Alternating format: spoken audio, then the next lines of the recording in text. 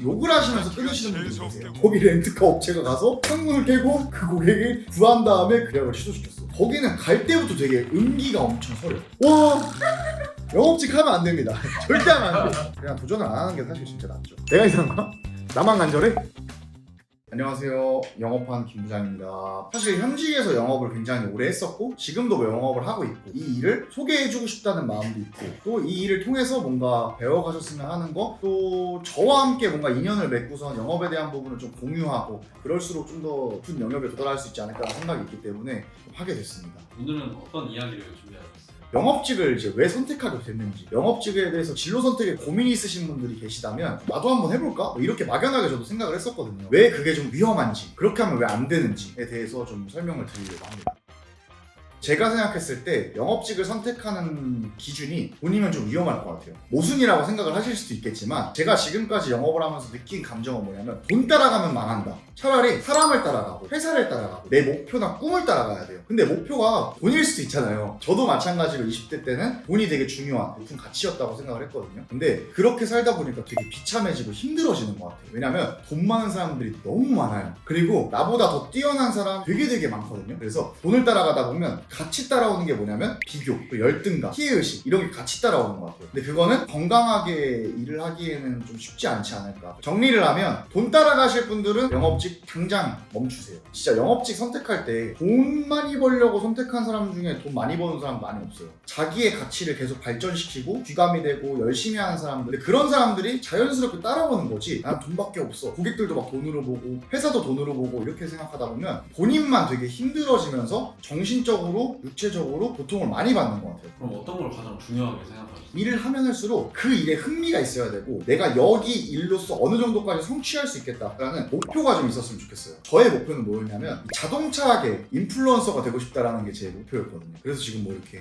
하고 있습니다. 영업하면서 저는 되게 그런 게 중요하다고 생각하거든요. 자신감? 프라이드가 좀 있어야 한다고 생각을 해요. 영업하는 사람들이 오해하는 게 신입사원들도 그러면 보통 고객님 죄송합니다. 이거 제가 실수한 것 같습니다. 물론 실수함에 있어서 죄송하다고 사과하는 건 나쁜 건 절대 아닌데 너무 을로써 영업을 하려고 해요. 그렇게 하면 오히려 조금 더 부담스러워하고 멀어지는 것 같아요. 계약이랑. 그러면 영업사원의 갑인 건가요? 그런 건 또 절대 아닌데요. 비즈니스라는 거는 문제가 생겼을 때 발생하잖아요. 옆집에 김씨 아저씨는 나보다 급여도 낮은데 나는 그랜저 타는데 여기 김씨 아저씨는 G80 탄다 라는 거에서 올 수도 있고 여러 가지 문제에서 발생을 한다는 거죠. 근데 이 문제를 저희는 해결해주는 사람이잖아요. 거기에 대한 생각보다는 맞춰줘야 되는 사람이 되고 있는 것 같아요. 현실이. 근데 그건 조금 바뀌어야 될 것 같아요. 초창기에 영업을 할 때는 이런 경험들이 되게 많다 보니까 어떤 일들이 있었냐면 아침에 전화를 딱 해요. 그러면 욕을 하시면서 끊으시는 분들이 계세요. 저는 그때마다 그 아침에 하루의 기분을 잊기 위해서 그분한테 정성스럽게 손편지를 썼어요. 문자 메시지로. 대표님께서 이렇게 말씀해 주시면 저는 좀 힘을 잃는다. 대표님, 저는 사과는 바라지 않습니다. 다음 사람이 대표님께 또 이렇게 전화를 하신다면 그 사람한테는 이렇게 답변하지 말아주셨으면 좋겠습니다. 라고 보낸 적이 있어요. 근데 실제로 그렇게 보내고 나면 차단을 당하는 경우도 사실 되게 많고 답장으로 미안합니다 이렇게 사과하시는 분도 계시고 또 한 번은 전화 오셔가지고 제가 하는 업무가 어떤 업무인지 자기가 필요한 게 뭔지를 말씀해 주시는 대표님도 계시더라고요. 그래서 실제로 계약까지도 가는 경우도 있고요. 영업하다 보면은 진짜 별의별 일이 다 있어요. 영업하면서 느꼈던 좀 충격적이었던 사건은 렌트카를 보통 하게 되면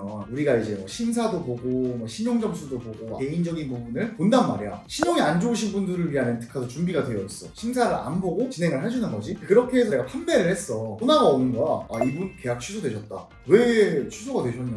나랑 잘 상담하고 했는데 알고 봤더니 차에서 연탄을 비우신 거야. 근데 여기서 더 놀라웠던 사실은 뭐냐면 누구의 신고나 이렇게 이루어진 게 아니라 그 업체에서 먼저 알아가지고 그분을 구출해내신 거야. GPS가 다 있더라고. 그 차의 온도가 올라가거나 차에 문제가 생기면 거기 업체에 있는 긴급 출동팀에 이제 수신이 가나 봐. 거기 렌트카 업체가 가서 창문을 깨고 그 고객을 구한 다음에 계약을 취소시켰어. 그래서 항상 나는 그런 고객님들을 상담을 할 때 말씀을 드리거든. 경찰보다 빨리 온다. 차에 문제 생기면 너무 걱정하지 마셔라. 실제로 이 일을 하다 보면 초자연적인 일들도 많이 겪고는 해. 대표적인 게 무속인 분들도 되게 많단 말이야. 무속인 분들이랑 계약을 하러 나갈 때 직원들끼리 그런 얘기를 해. 너의 앞으로에 대한 전망을 한번 점을 좀 쳐봐라. 한 번은 그런 적이 있었어. 신내림을 받은 분한테 이제 차를 판매한 적이 있었는데 거기는 갈 때부터 되게 음기가 엄청 서려. 우리도 어떻게 보면 신용적인 거 스캔을 한번 싹 하잖아? 나도 고객님한테 들어갔을 때는 뭔가 마스캔 한번 당하니까 마스캔을 서로 하는 거야. 서로 이제 보는 거지. 내가 아빠 물어봐. 그럼 저는 어떻게 하는가? 근데 그분이 뭐라고 했냐면 볼 거면 돈 내고 봐. 그게 그런 게 있다고 하더라고. 내가 뭔가 본 거나 들리는 거나 이런 걸 얘기를 그냥 해주면 안 되고 천기는 저래요. 그래서 복채를 내고 봐야 된다고 하더라고. 실제로 복채를 내고 봤지. 고생 많이 할 살자라고 하고 근데 뭐 많이 좀 도움을 받고 있다고 하더라고. 영적으로.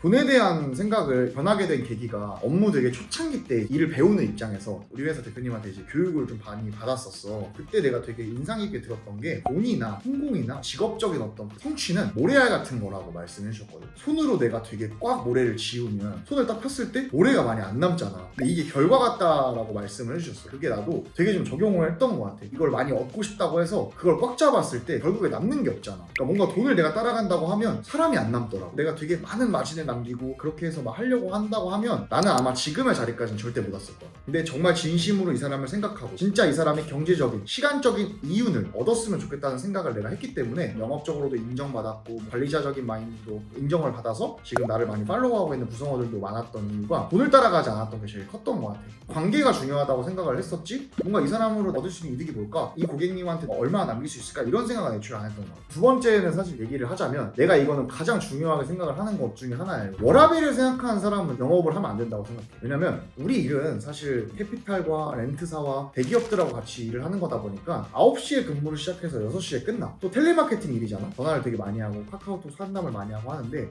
광고회사에서 혹은 어디에서 전화가 막 오면 일하고 있는데 전화 오면 되게 이제 스트레스를 많이 받잖아. 나는 고객도 마찬가지라고 생각해. 우리도 9시부터 6시에서 그 안에서 해결을 하려고 하면 상담이 안 되는 경우가 되게 많아. 나는 요즘에 지금 우리 조직 문화에 대해서 많이 생각하고 있는데 오늘도 화를 엄청 냈어. 공지사항을 뭔가 딱 올려. 그러면 이게 숫자는 없어지는데 회신이 없어. 근데 나는 이제 이렇게 생각을 하는 거지. 화를 내야만 얘기가 통하면 안 되는 거잖아. 어쨌든 상사인데 내가 이제 애들이 6시 넘어가면 일단 회신이 안 돼. 영어폰을 왜 쓰는 거야? 영업하려고 쓰는 거잖아. 6시까지만 써서 영어폰이야. 나는 그게 이해가 안 됐다는 거지. 영어폰을 쓸 거면은 24시간 365일 돌아가던가 자기의 사생활과 어떤 그 일적인 거를 공과사를 구분해 놓더라. 나는 근데 그게 이해가 안 된다. 내가 이상한 거야? 야, 너 왜 전화를 안 받냐? 그러면 핸드폰 회사에 두고 왔습니다. 이런 건 너 어떻게 받아들여야 되는 거야? 근데 6시 이후니까 와, 영업직 하면 안 됩니다. 절대 하면 안 돼. 나한테 상담을 받고자 하는 사람이 9시에 퇴근할 수도 있고 10시에 퇴근할 수도 있잖아. 내가 이상한 거야? 나만 간절해? 우리 팀은 그런 거 없어. 6시 이후에는 무조건 대답해. 무조건 체크 표시해줘. 내 직원들은 하루 종일 일을 해라. 그런 개념이 아니야. 제 입장과 태도를 정정하겠습니다. 9시부터 6시까지 딱 우리 맞춰진 근무 시간이 있는 사람들이에요. 그러면 규정 시간에 맞게 딱 근무하시고 편하게 가시면 됩니다. 다만 성공이나 내가 어떤 월급이나 이런 거에 대해서는 그냥 내가 한 만큼 번다고 생각하시면 돼요. 욕심도 부리면 안 돼요. 자격이 없으니까. 6시 퇴근하는 건 열심히 안 하는 거. 9시부터 6시까지 몰입을 해서 일을 하는 사람이 있고 근데 보통 9시부터 6시까지 띄엄띄엄 열심히 안 하는 사람들이 더 쉬고 싶어 하고 9시부터 6시까지 열심히 일했어요. 그러면 6시 이후에 연락 안 받아도 돼요? 그건 직무유기지. 안 되지.